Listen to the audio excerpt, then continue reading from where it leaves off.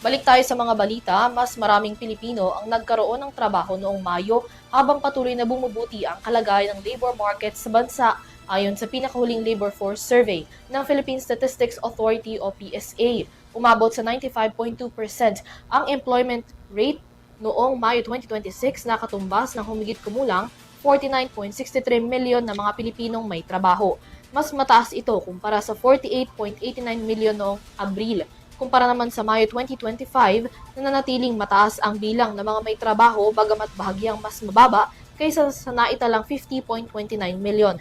Nananatiling nangunguna ang sektor ng serbisyo na bumubuo sa 61.8% o 30.65 milyon na empleyado.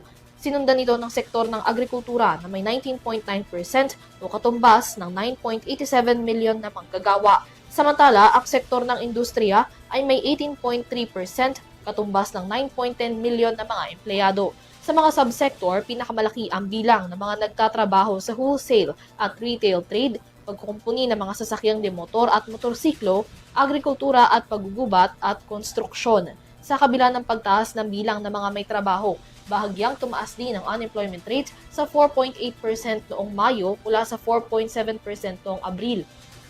Katumbas ito ng tinatayang 2.50 milyong mga Pilipinong walang trabaho.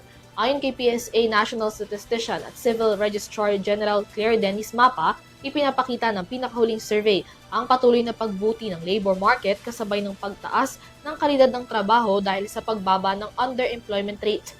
Bumaba ang underemployment rate sa 12.2% o humigit kumulang 6.04 milyon na mga manggagawa mula sa 15.2% na underemployment rate noong April 2026.